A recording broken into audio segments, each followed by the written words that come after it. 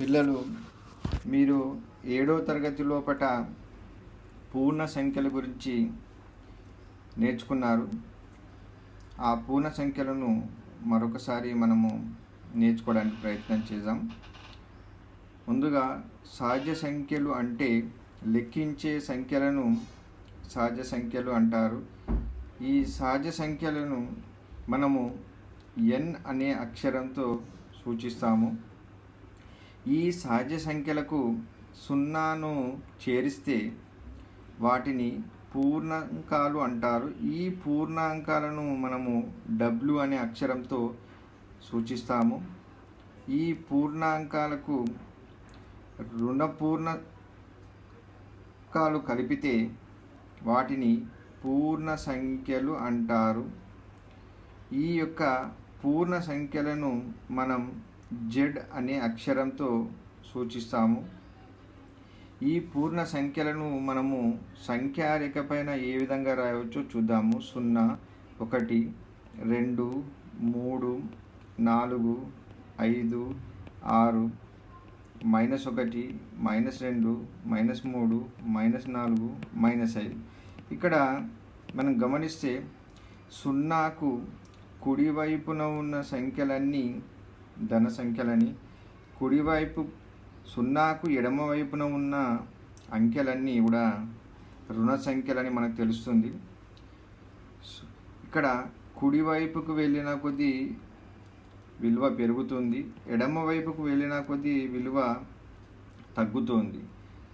ఈ సంఖ్యారేఖ పైన రెండు సంఖ్యలను లేదా రెండు అంకెలను పోల్చినప్పుడు ఏది పెద్దది ఏది చిన్నది అనేది మనం ఈ సంఖ్యారేఖ ద్వారా తెలుసుకోవచ్చు. ఇక్కడ ఉదాహరణకు 2ను 5ను పోల్చినప్పుడు ఈ సంఖ్యారేఖ పైన 2 అనే సంఖ్య ఎడమ వైపున ఉంది, 5 అనే సంఖ్య కుడివైపున ఉంది. కుడివైపున ఉన్న సంఖ్య మనం పెద్ద సంఖ్య అన్నాం కాబట్టి 2 కంటే 5 పెద్దది.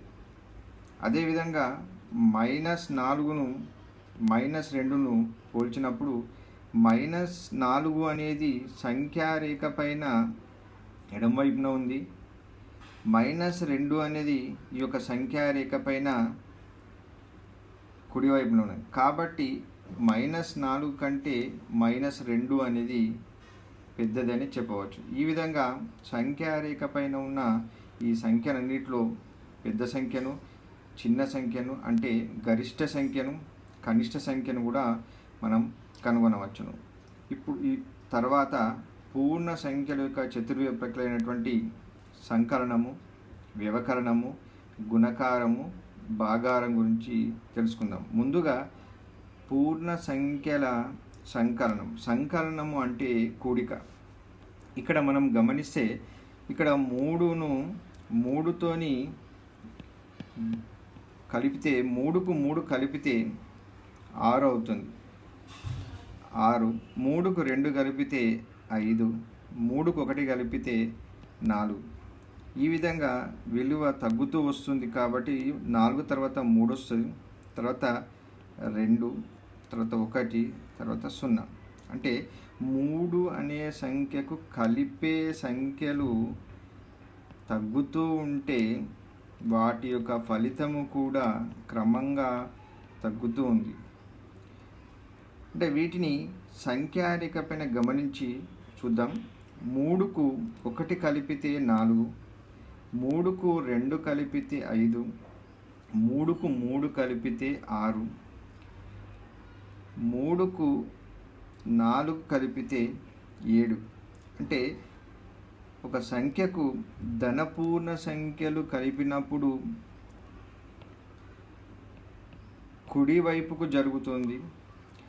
రుణపూర్ణ సంఖ్యలైనటువంటి -1 కలిపితే 3కు -1 కలిపితే 2, 3కు -2 కలిపితే 1, 3కు -3 కలిపితే 0. ఇది ఏమవుతుంది? సంఖ్యారేఖపై ఎడమవైపు జరుగుతుంది. అంటే ఏదైనా ఒక సంఖ్యకు ధనపూర్ణ సంఖ్యను కలిపినప్పుడు కుడివైపు జరుగుతుంది, రుణపూర్ణ సంఖ్యను కలిపినప్పుడు ఎడమవైపు జరుగుతుందని మనము గమనించవచ్చు. నెక్స్ట్ వ్యవకలనం. ఇక్కడ 4 నుండి 3ను తీసివేసినప్పుడు 1 వస్తుంది. 4 నుండి 2 తీసేస్తే 2 వస్తుంది. 4 నుంచి 1 తీసేస్తే 3 వస్తుంది. తర్వాత వరుసగా 1, 2, 3, తర్వాత 4, తర్వాత 5, తర్వాత 6, తర్వాత 7. వీటిని సంఖ్యారేఖపై గమనించినప్పుడు 4 నుండి 3 1ని తీసివేస్తే 3 వస్తుంది. 4 నుండి 2ను తీసేస్తే 2 వస్తుంది. 4 నుండి 3ను తీసివేస్తే 1 వస్తుంది. అంటే సంఖ్యారేఖపై 4 నుండి ధనపూర్ణ సంఖ్యలను తీసివేసినప్పుడు ఎడమవైపుకు జరుగుతుంది. ఇక్కడ రుణపూర్ణ సంఖ్యలను గమనిస్తే రుణపూర్ణ సంఖ్యలు అంటే 4 నుండి -1 తీసివేస్తే 5 వస్తుంది. 4 నుండి -2 తీసేస్తే 6 వస్తుంది. 4 నుండి -3ను తీసివేస్తే 7 వస్తుంది. అంటే ఇక్కడ మనం గమనించాలి, రుణపూర్ణ సంఖ్యలను తీసివేసినప్పుడు కుడివైపుకు జరుగుతుంది, ధనపూర్ణ సంఖ్యలను తీసివేసినప్పుడు ఎడమవైపుకు జరుగుతుంది అని తెలుస్తుంది వ్యవకలనంలో. నెక్స్ట్ గుణకారం. 5ను 3తో గుణిస్తే 15, 5ను 2తో గుణిస్తే 10, ఒక 5 తగ్గింది. 5కు 1తో గుణకారం చేస్తే 5. ఈ విధంగా 5 తగ్గుతుంది. 5 నుంచి ఇంకొక 5 తగ్గిస్తే 0, ఇంకా 5 తగ్గిస్తే -5, ఇంకా 5 తగ్గిస్తే -10, ఇంకా 5 తగ్గిస్తే -15. ఇక్కడ 2 ధనపూర్ణ సంఖ్యలను గుణకారం చేస్తే ఎల్లప్పుడూ ధనపూర్ణ సంఖ్యనే వస్తుంది అని గమనించాలి.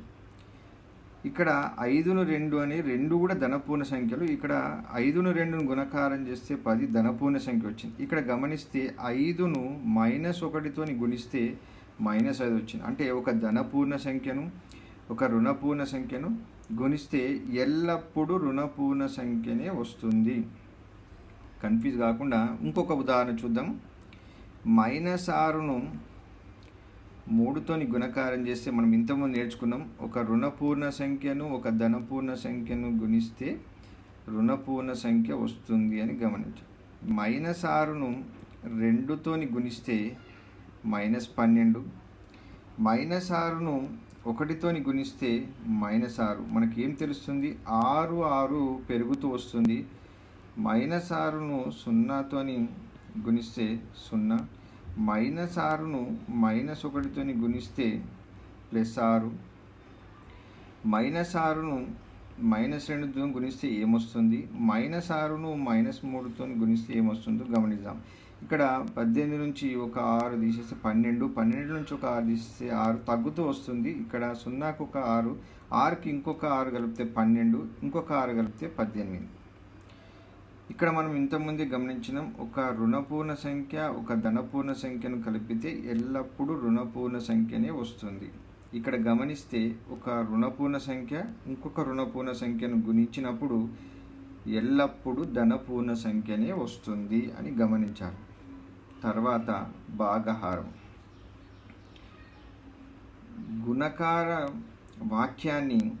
ఈ గుణకార వాక్యాన్ని 2 భాగార వాక్యాలుగా రాయవచ్చు. ఏ విధంగా రాయవచ్చో చూద్దాం.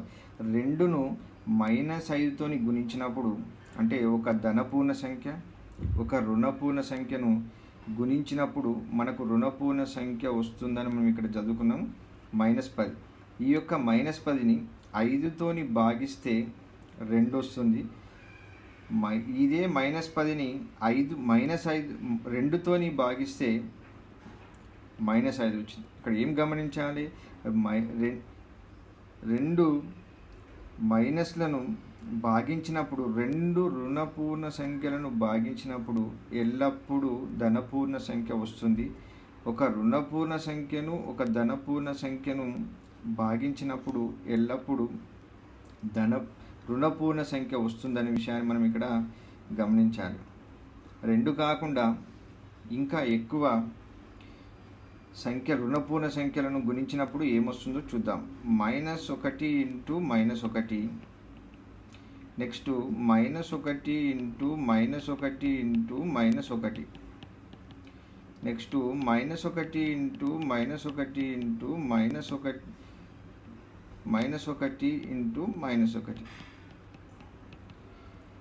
ఇంతకుముందు చదువుకున్నాము, రెండు రుణపూర్ణ సంఖ్యలను లబ్ధం ఎల్లప్పుడూ ధనపూర్ణ సంఖ్య వస్తుంది. +1 -1 +1. మనం ఇక్కడ ఏం గమనించాలి అంటే రుణపూర్ణ సంఖ్యలు సరి సంఖ్య అయితే ప్లస్ వస్తుందని, రుణపూర్ణ సంఖ్యలు బేసి సంఖ్య అయితే 1 2 3 గురించే రుణపూర్ణ సంఖ్యలు ఇక్కడ 3 ఉన్నాయి. 3 అనేది బేసి సంఖ్య కాబట్టి ఫలితము రుణ సంఖ్య వస్తుంది. ఇక్కడ రుణపూర్ణ సంఖ్యలు 4 ఉన్నాయి. 1 2 3 4. 4 రుణపూర్ణ సంఖ్యలను గుణిస్తున్నాము. 4 అనేది సరి సంఖ్య కాబట్టి ఫలితము ధనపూర్ణ సంఖ్య వస్తుంది. Thank you.